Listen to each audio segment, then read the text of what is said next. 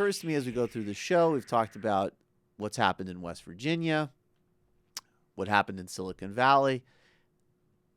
There's a lot of corporate misconduct in the world, and one thing that is good about corporate misconduct is it makes it easier for the makers of major motion picture films, including children's films, to have, handy bad guys to talk about, to use as the villains in films. And the new Lego movie apparently uses an evil CEO as its bad guy. And this has caught the deranged and troubled folks at Fox News Business, not by surprise, because they don't expect anything other than from communist Hollywood, but they sure are upset. Listen to, I think it's Alexander Payne. I know. I, for one, go to Fox Business for all my movie reviews. Absolutely.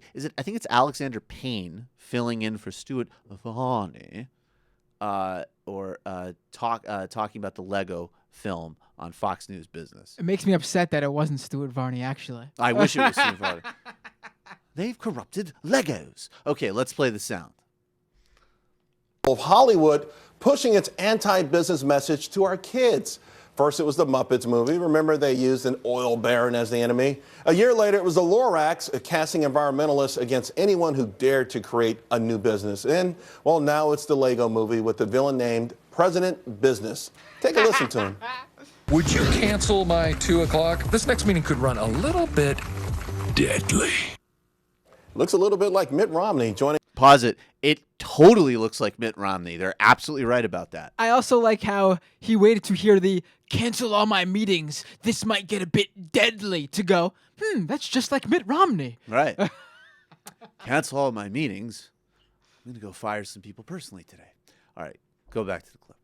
Joining us from Los Angeles is Rentrak senior media analyst Paul DeGarabedian. Paul, listen, Hollywood has its own agenda, and we're kind of used to this, but it feels a little bit more threatening when they start to push this out to our kids over and over.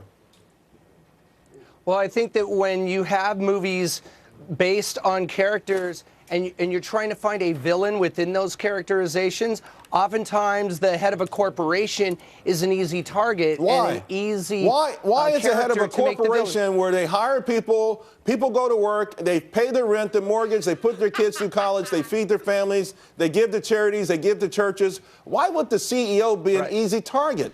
Why? Why would corporations that poison people's waterways and poison babies and price collude to keep engineers' wages down and blow up the world economy and then get bailed out by public funds and corrupt the entire political process and operate private prisons?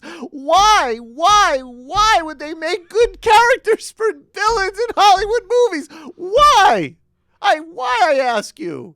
I could not be more upset and offended by this. And I mean, why? When corporations clear-cut forests and get publicly subsidized to drill for oil and bring in writers to spending bills to get corporate subsidies to drill and inflate pharmaceutical prices, why would they make villains? How about a movie about the kindly man that operates a coal mine in West Virginia trying to fight off evil activists like Bob Kincaid when he's trying to put formaldehyde in baby formula? Why? At long last. Have you no sense of decency? We need a president with business experience, but don't you dare call him President Business. Right. So there you have it, folks. While the rest of the world burns and is in crisis, Fox News Business.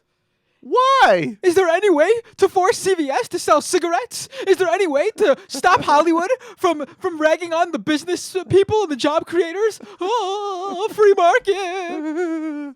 Wow. I mean, it's amazing how much energy gets expended to basically just deal with these people's emotions. It's stunning.